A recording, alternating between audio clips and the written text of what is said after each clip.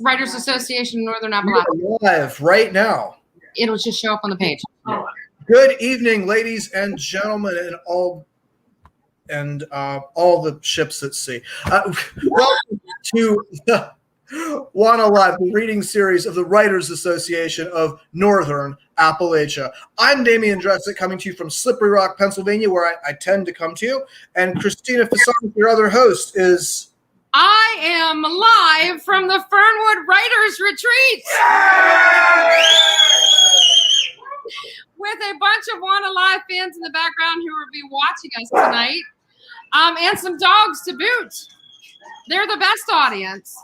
So I escaped Wheeling, West Virginia to come to Clarington, Pennsylvania tonight, and I'm really excited about that. So who do we have on tonight? Oh, I am super excited for tonight's reader. We've got Nancy McCabe. She is the author of a novel and 5 creative nonfiction works. Most recently, Can This Marriage Be Saved? A memoir. Her work has won a Pushcart Prize and 8 times made notable lists in Best American Anthologies. She directs the writing program at the University of Pittsburgh at Bradford and teaches in the low residency MFA program at Spalding University School of Creative and Professional Writing. So let's get Nancy McCabe out here. Hi, Nancy. How are you? Good. How are you? Awesome. So you can tell we've got a crowd here built in who are watching you from a projection system in the other room. So I'm excited to hear about what you're going to read for us tonight. All right. So shall I go ahead then? Yeah. Can you hold up your book? Oh, yeah. So I'm reading from my book, Can This Marriage Be Saved? A Memoir. And so this is just an excerpt from the first chapter. Awesome. We're going to disappear. We'll let you do your thing and we'll pop back. Okay. Thank you. I'd been 18 the night I found myself in the front seat of a car wearing cardboard horns and a red jumpsuit, making out with a bearded man dressed like a nun. I found Mark's costume a little offensive, and I didn't like the way his hands groped me. His kisses were wet and sloppy, and it grossed me out the way he kept sticking his tongue in my ear. I froze and pulled away, but he just followed, hiking up the tongue action. How had I, a girl with a strict religious upbringing who'd reasoned in love with a boy who wanted to be a priest, come to this? My mother, who'd grown up a Nazarene, forbidden to dance or go to movies because even ballroom dance could be too sensual, and tickets to G-rated films supported pornography, had hoped I would attend a church college. Maybe someday you'll go to college here, she'd said to me when we visited a cousin's dorm at Mid-American Nazarene College, a school where girls were only allowed to wear pants on the most bitterly cold days. She said the same thing when, on a family vacation, we ascended the prayer tower at Oral Roberts University in Oklahoma.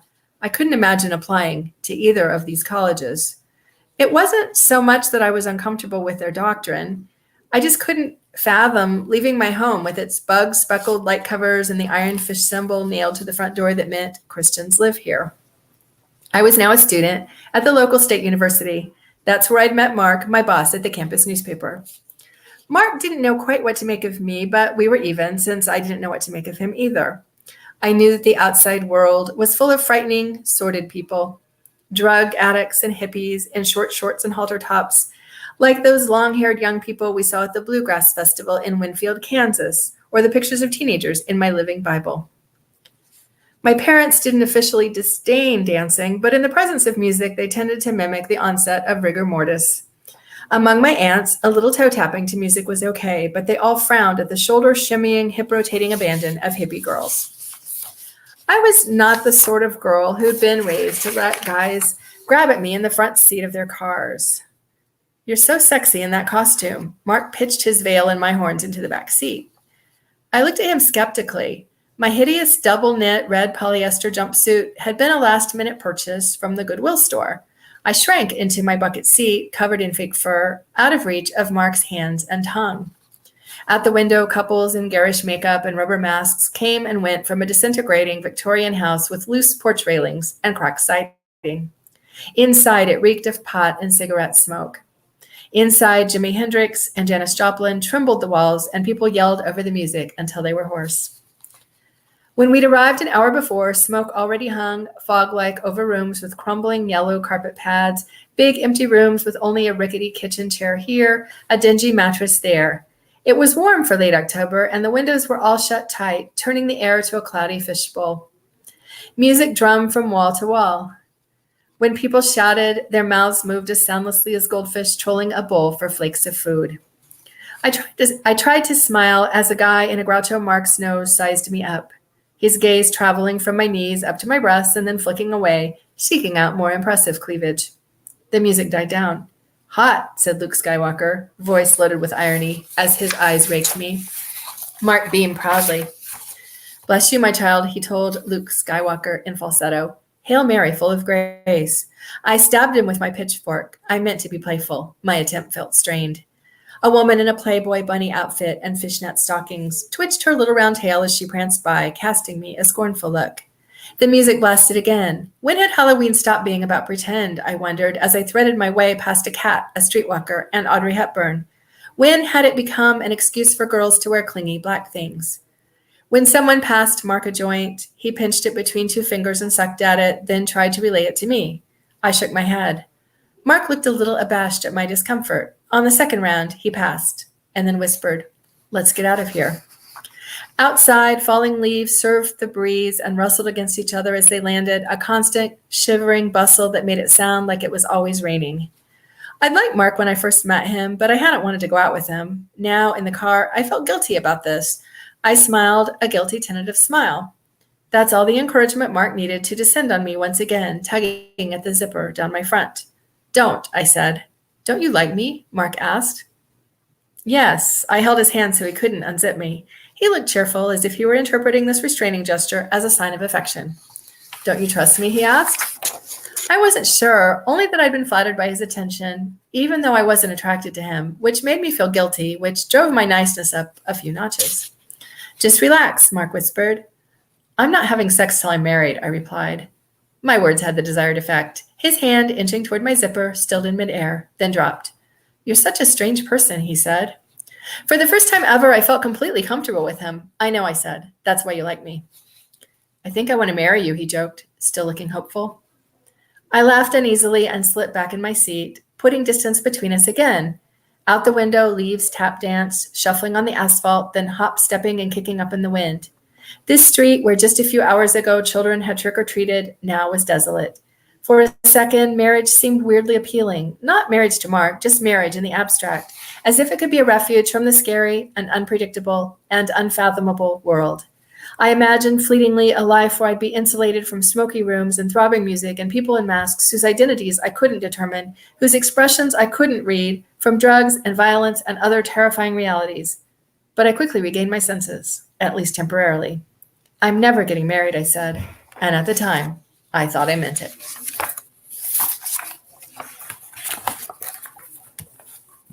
That was really awesome. I love the opening with the bearded man dressed like a nun. And then to bring us back to that question of what's going to happen next. I wasn't going to ever get married. And at the time, at least I meant it. That was really incredible. Thank you. I love all the images in it. And I'm a Halloween baby. So Halloween parties fascinate me. And it's true, we've gone away from, dressing up in these crazy costumes and scary things to, women dressed up in slinky black costumes, just like you said. I think the thing that I took away from it, though, was when you talked about the girl who was only allowed to wear pants on bitterly cold days.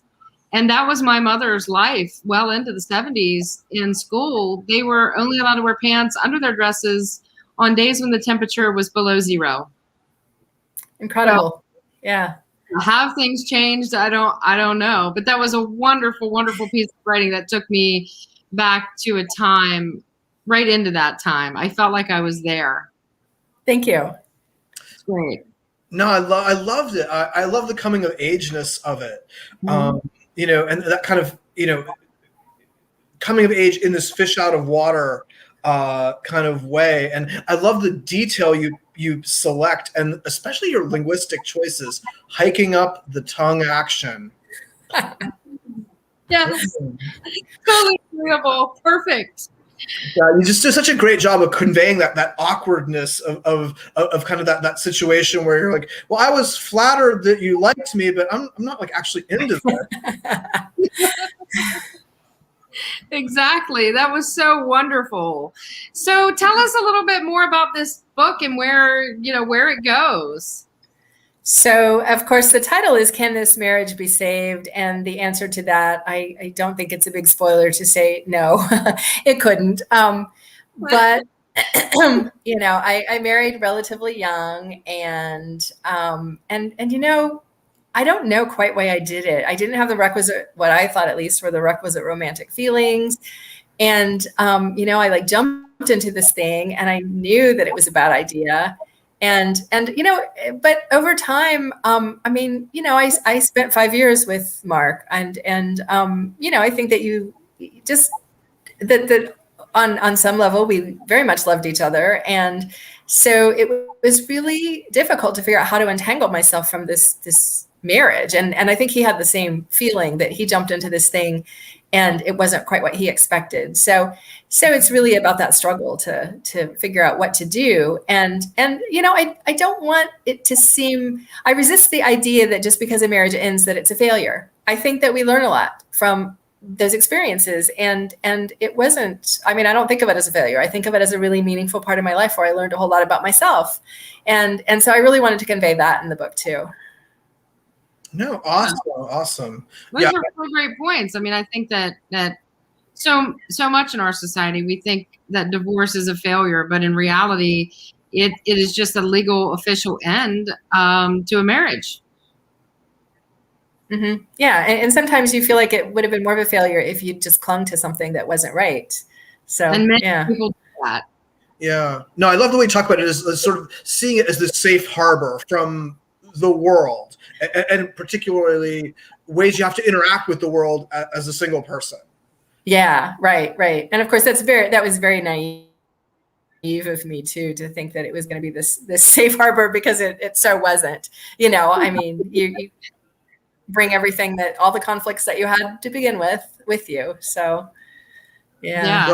And now you have another person to knock those off of instead of random people, right? Right. Yeah. At least